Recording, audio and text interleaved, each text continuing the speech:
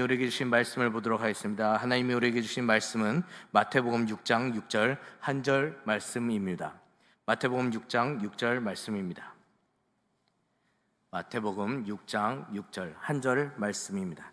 다 찾으셨다면 제가 우리 다 같이 한 목소리로 읽도록 하겠습니다. 읽겠습니다. 시작. 너는 기도할 때 내 골방에 들어가 문을 닫고 은밀한 중에 계신 내 아버지께 기도하라. 은밀한 중에 보시는 내 아버지께서 갚으시리라. 아멘. 할렐루야. 이곳에 문 여러분을 주님의 이름으로 환영하고 축복합니다. 우리 앞뒤 좌우 사람에게 이렇게 이야기해 볼까요? 오늘 이 시간 다시 한번 회복합시다. 네, 우리 다시 한번 해보겠습니다. 은밀한 중에 거하시는 하나님을 만납시다. 네, 감사합니다. 제가 오늘 여러분과 같이 나눌 말씀의 제목은 이 마태복음 6장 6절을 중심으로 골방으로 들어가라라는 제목으로 하나님의 말씀 전하도록 하겠습니다. 우리 다 같이 따라해 주시겠습니까? 골방으로 들어가라. 네, 감사합니다. 말씀에 들어가기 앞서 여러분에게 잠깐 질문을 하나 하고 말씀을 시작하려고 합니다. 여러분, 기도란 무엇이라고 생각하십니까? 아마 이 질문을 들었을 때 수만 가지의 기도의 정의가 무엇인지 아마 생각하셨을 것입니다. 이 기도에 대해서는 많은 신학자들과 개개인 간의 여러 가지 정의를 갖고 있지만 가장 중요한 기도의 정의는 바로 기도란 하나님과의 인격적인 만남, 즉 교제라는 것입니다. 하나님과의 그 인격적인 교제를 통해서 하나님의 속성을 알고 하나님의 뜻을 깨닫는 것, 이것이 바로 기도라는 것이죠. 저는 늘 이제 성도님들이나 또 누구에게든 이 기도가 무엇이냐고 물을 때 이런 예화를 잠깐 씁니다. 아마 결혼 전에 연애를 한번 생각해 보셨으면 좋겠어요. 결혼 전에 연애, 이 결혼 때는 잘 모르겠지만 결혼 전에는 내가 사랑하는 이 이성이 어떤 사람인지 알고 싶어하고 이 사람이 어떤 가치관을 갖고 있는지 또 이 사람이 어떤 신앙적인 색깔을 갖고 있는지 그거를 알고 싶어 해서 이 사람과 늘 계속해서 대화를 하는 것, 이런 것처럼 마치 기도 또한 하나님과의 이런 인격적인 만남을 통해 하나님의 뜻을 갖고 또 하나님의 뜻이 무엇인지 하나님의 계획이 무엇인지 이것을 아는 것이 바로 기도라는 것입니다. 이 오늘 본문 말씀은 예수님께서 이 산상수훈을 통하여서 제자들을 포함한 많은 무리들에게 설교를 하시는 내용을 다루고 있습니다. 그래서 더 자세히 보면 오늘 본문 말씀 6장 6절을 포함한 이 5절에서 15절은 한 주제로 통일되고 있습니다. 바로 그 주제는 기도입니다. 기도를 어떻게 하는지에 대해서 말씀하고 있다는 것입니다. 여러분, 예수님께서 오늘 본문 말씀을 통해서 왜 기도에 대해서 말씀하고 있는지 보면 이 당시 배경들에 있어서 한 몫을 합니다. 이 배경들에 있어서 바로 바리새인들이 문제였기 때문입니다. 이 바리새인들을 기도하는 것에 대해서 소리 내어서 기도하지 않으면 그것을 기도로 받아들이지 않았습니다. 또 더 나아가 그들은 기도하는 가운데 내가 이곳에서 기도하고 있음을 보이려고 수많은 제스처를 통해서 이제 자신의 기도를 드러냈습니다. 사실 이 기도라는 것이 좋은 동기가 되어서 좋은 습관이 되어 이 나오는 것에도 불구하고 그 마음 가운데 인간의 욕망, 드러내고 싶은 마음, 그 교만한 그 마음이 예수님께서 오늘 본문 말씀을 통해 위선적인 행동이다, 이렇게 말씀하시는 것입니다. 그래서 너희들이 원하는 또 내가 바라는 그 기도는 바로 이런 것이다라고 말씀하신 것이 오늘 본문 말씀의 이 전체적인 배경의 내용입니다. 그렇다면 오늘 이 시간 주시는 말씀을 통해서 우리의 가운데 바리새인과 같이 드러나지 않는 기도, 또 교만하지 않는 기도, 위선적인 행동이 아닌 그 기도가 되려면 어떻게 해야 될까요? 첫째로 내 마음의 골방으로 들어가야 합니다. 우리 다 같이 따라해 주시겠습니까? 내 마음의 골방으로 들어가야 합니다. 네, 우리 오늘 본문 말씀 6절 다 같이 한번 읽도록 하겠습니다. 시작. 네, 여기까지 읽겠습니다. 너는 기도할 때 골방으로 들어가라 라고 합니다. 여러분, 여기서 이 골방이라는 것은 누구든 장소적 개념으로 여기지 않을 것입니다. 만약 이 골방이라는 것이 장소적 개념이라면 우리는 기도할 때 골방에 들어가야 되는 것이 당연합니다. 그러나 이 골방은 사실 장소적 개념이 아닌 시간과 공간, 이 제한된 모든 것을 초월한 골방이라는 것입니다. 저는 오늘 말씀을 묵상하면서 그렇다면 예수님께서 말씀하시는 그 골방이 무엇일까? 아니, 더 나아가 나의 골방, 더 나아가 우리 성도들의 골방은 과연 어디일까? 이거를 고민하게 됐습니다. 계속해서 말씀을 묵상하는 가운데 하나님께서 우리에게 주시는 감동이, 또 저에게 주시는 감동이, 이 골방이란 것은 우리의 삶 가운데 드려지는 그 기도의 처소라는 것입니다. 아멘이십니까? 다시 말씀드리자면 골방이라는 것은 삶 가운데 내 영 안에서 드려지는 그 기도라는 것입니다. 제가 존경하는 목사님들이 여러 있는데 그 중에 한 분이 이 서울 구로구에 위치한 연세중앙교회 그 윤석전 목사님이라고 계십니다. 그 목사님은 하루에 8시간 이상을 기도한다고 합니다. 뭐 또 다른 분으로 따지면 조용기 목사님, 그분도 수없이 기도를 많이 하시는 분이라고 하는데요. 이 목사님의 한 일화입니다. 아무래도 이 젊었을 때는 부흥회를 많이 다니다 보니까 많은 사람들이 의심을 했다고 합니다.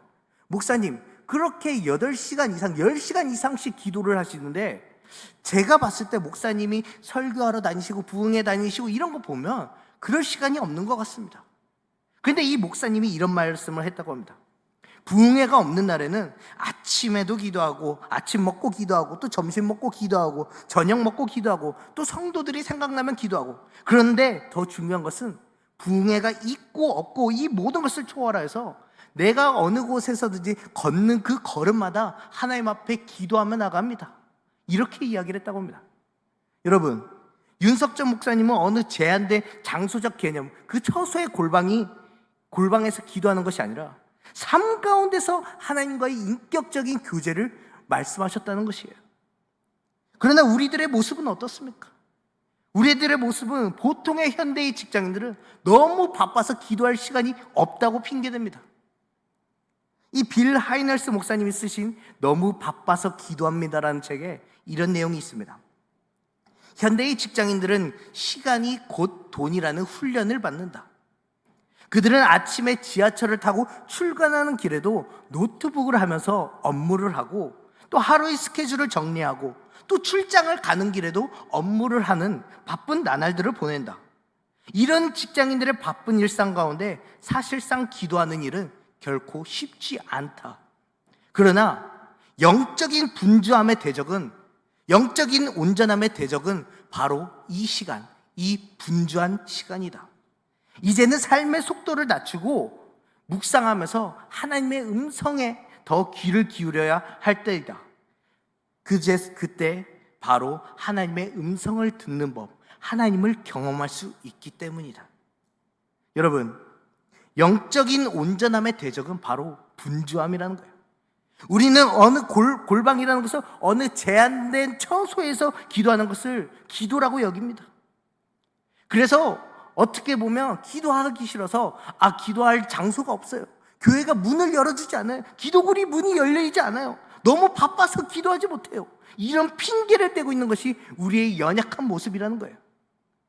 그런데 사실 예수님이 원하는 기도는 그냥 너희들이 그곳에 들어가서 기도하는 것으로 끝내지 말고 온전히 삶 가운데 하나님과의 인격적인 교제가 일어나는 것, 그것이 바로 기도다.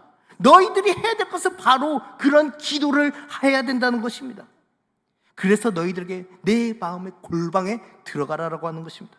사랑하는 성도 여러분, 오늘 이 시간 저 여러분 가운데 과연 나의 영 안에서 거하는 그 골방이 있으십니까? 그곳에서 얼마나 하나님과의 친밀한 교제를 이루고 계십니까? 오늘 이 시간 저 여러분이 아직도 연약하고 부족해서 하나님과의 그 친밀한 교제가 없다면, 또 골방이 없다면 오늘 이 시간 다시 한번 내 영 안에서 드려지는 그 골방이 회복되고 생겨나가기를 주님의 이름으로 간절히 축원합니다. 그렇다면 오늘 이 시간 또 골방에 들어갔다면 이제 우리가 또 무엇을 해야 될까요? 둘째로 예수님께 집중해야 합니다. 우리 다 같이 따라해 주시겠습니까? 예수님께 집중해야 합니다. 네, 이 김정한 목사님의 큐티 365에서 나온 한 예화를 잠깐 소개하려고 합니다. 이 세계적인 당구 챔피언인 윌리엄 호프 주니어가 말하는 집중력을 키우기 위한 단계가 있다고 합니다. 그는 이 단계를 통해서 세계적인 당구 챔피언이 될 수 있을 만큼 굉장히 큰 효력이 있는 집중력 훈련이라고 합니다. 그 집중력 훈련에 5가지 요소가 있는데, 첫 번째는 모든 방해물을 제거하겠다는 거예요. 두 번째는 모든 에너지를 그 게임에만 집중하겠다. 세 번째로는 공을 칠 때 완벽하게 치려고 최선을 다하겠다. 네 번째는 다음에 올 공까지 내가 염두에서 치겠다. 5번째, 연습을 끊임없이 계속해라 라고 합니다. 여러분, 세상 사람들이 당구를 잘 치기 위해서 이 같은 전략이 있는데, 복음을 받아들이기 위해, 또 복음을 받아들인 사람들, 복음을 위해 살고자 하는 우리 인생에서는 얼마나 주님께 집중하고 계십니까? 우리가 주님께 집중하기 위해서는 오늘 최선을 다해 노력한다면 분명하게 아름다운 결실을 맺을 것입니다. 오늘 본문 말씀에서도 말씀하십니다. 우리 6절 중반절 제가 읽겠습니다. 은밀한 중에 계신 내 아버지께 기도하라 라고 합니다. 하반절에는 예수님은 은밀에 대해서 말씀하셔요. 은밀에 대해서 계속해서 강조하시는데요, 은밀한 중에 계시는 이라고 합니다. 이 표현이 무슨 표현이십니까? 은밀한 중에 계시는 표현은 그 가운데 역사하시는 하나님을 표현한 것이에요. 제가 처음에 기도란 무엇이라 했습니까? 하나님과의 그 인격적인 만남, 교제라는 것이죠. 하나님께서도 자신과 나의 만남에 있어서 누구에게 한눈 팔아서 집중하지 못하는 것이 아니라 온전히 자신에게 집중하면서 기도하기를 원하신다는 거예요.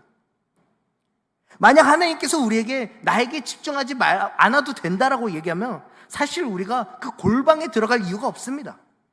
그냥 바리새인들처럼 남에게 잘 보이는 기도, 내가 기도하고 있다는 그 제스처를 행하면 됩니다. 그러나 예수님께서는 우리에게 왜 골방에 들어가라고 하십니까? 그것은 바로 그 누구의 시선을 느끼고 또 집중하지 못하고 이런 것이 아니라 온전히 하나님께 기도하며 나아갈 수 있도록, 그러기 위해서 예수님께서는 은밀한 중에 계신 내 아버지께 기도하라고 말씀하십니다. 제가 근래 이래저래 해야 할 일이 너무 많아서 우리 가정에 소홀할 때가 간혹 있습니다. 그러면 우리 아내가 이렇게 묻습니다. 막 뭐라고 하는데 저는 그거에 신경 쓰지 못하고 그냥 이상한 말로 동문서답, 알았어 이렇게 해요. 그러면 우리 아내는 아니 알았어가 아니라 이런 대답을 해줘야 되는 거 아니야? 이런 이야기를 합니다. 그때 제가 이 말씀을 준비하면서 나에게도 이 우리 아내와 나와의 관계가, 그 가정이 회복되려면 이 대화에 집중하는 것이 너무나 중요하겠다, 이걸 깨달은 거예요. 마치 하나님 또한 마찬가지라는 거예요. 그냥 중언부언하고 또 바리새인처럼 제스처 크게 하면서 다른 사람이 나 기도하고 있다 이런 거에 집중하고 신경 쓰는 것이 아니라 은밀한 중에 거하시는 그 예수님께 집중할 말을 통해서 기도하길 원하신다는 것입니다. 사랑하는 성도 여러분, 우리가 잘 아는 그 다윗의 고백, 시편 142편 4절에서 5절 제가 잠깐 읽도록 하겠습니다. 오른쪽을 살펴보소서. 나를 아는 이도 없고 나의 피난처도 없고 내 영혼을 돌보는 이도 없나이다. 여호와여, 내가 주께 부르짖어 말하기를 주는 나의 피난처시요 살아있는 사람들의 땅에서 나의 분기신이라 하였나이다 라고 합니다. 이렇게 말합니다. 이 당시 이 시편 140편의 상황을 보면 다윗의 상황이 주변의 모든 상황과 환경을 통해서 괴롭게 합니다. 그런데 다윗이 이런 고백을 통하면서 하나님, 이 모든 상황과 환경이 나에게 아무것도 이유가 되지 않고 온전히 나는 주님만을 찬양하길 원합니다. 주님께 기도하길 원합니다라고 이렇게 고백을 한다는 것입니다. 여러분, 오늘 이 시간 저 여러분 가운데 주변의 상황과 환경 때문에 주님 앞에 기도하지 못하는 것, 그것이 과연 무엇입니까? 나의 자녀의 문제입니까? 나의 가정의 문제입니까? 나의 재정의 문제입니까? 아니면 나의 건강의 문제입니까? 이런 여러 가지 요소들 모두 다 나를 방해하고 있다면 다 내려놓고 온전히 주님께 집중적으로 기도하며 예수님이 원하시는 그 기도를 하며 나아가는 저 여러분이 되길 주님의 이름으로 간절히 축원합니다. 그렇다면 마지막 셋째로, 골방에 들어가서 집중했다면 이제 무엇을 해야 될까요? 마지막 셋째로, 하나님을 경험해야 합니다.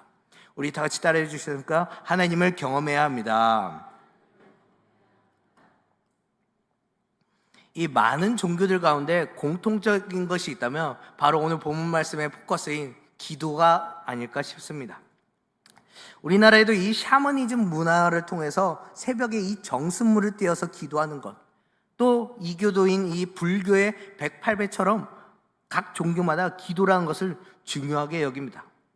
그러나 다 똑같은 기도라고 여기겠지만 이 개신교에서 말하는 기도는 다른 기도입니다. 타 종교는 그냥 자신이 믿고 있는 그 신에 대해서 어영부영하면서 중언부언하면서 이거 해주세요라는 기도로 끝나겠지만, 개신교에서 말하는 이 기독교에서 말하는 기도는 전혀 다른 차원이라는 거예요. 하나님과의 그 주고받고 하는 인격적인 만남, 그 교제라는 것입니다.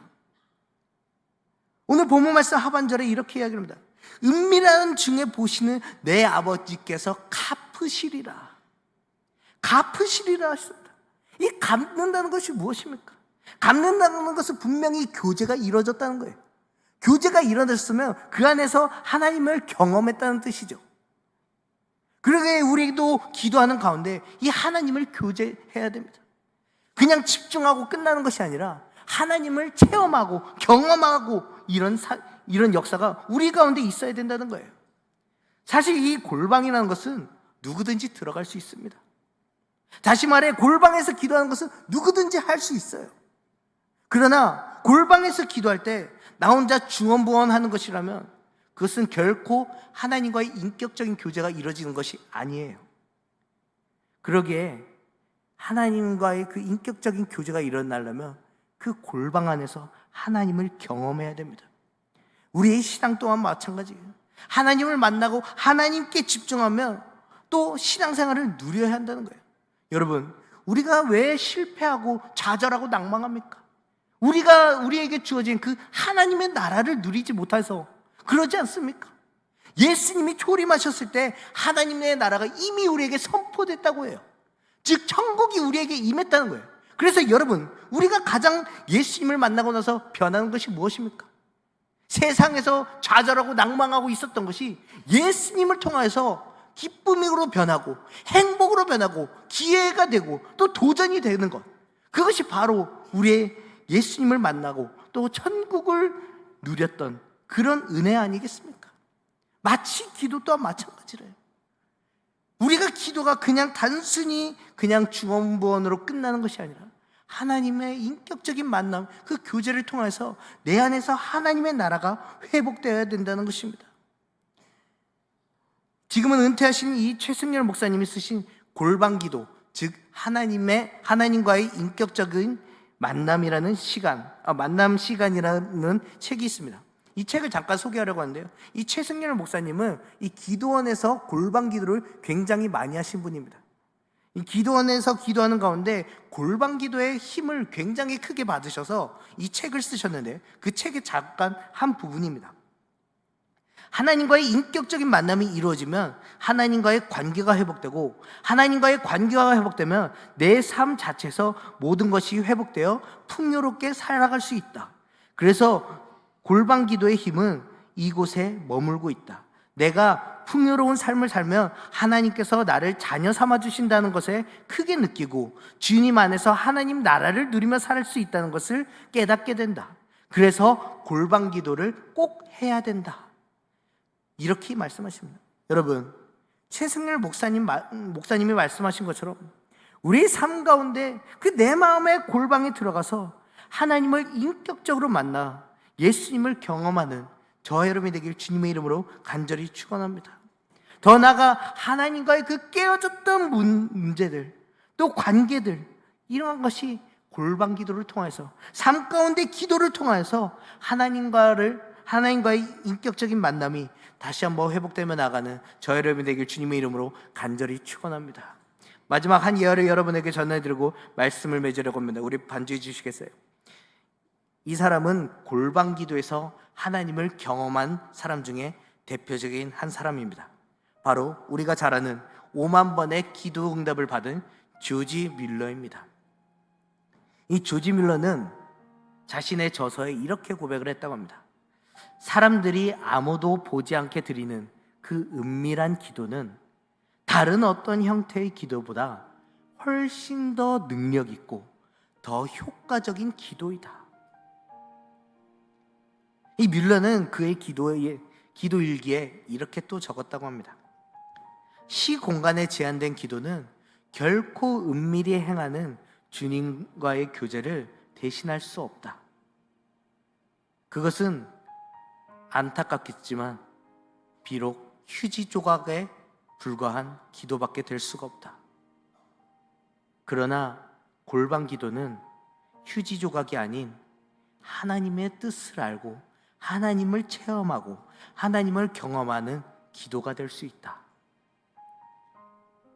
여러분, 뮬러는 이런 고백을 통해서 사람에게 기도에 관심을 두지 않고 오직 하나님 앞에 기도에 관심을 두었습니다.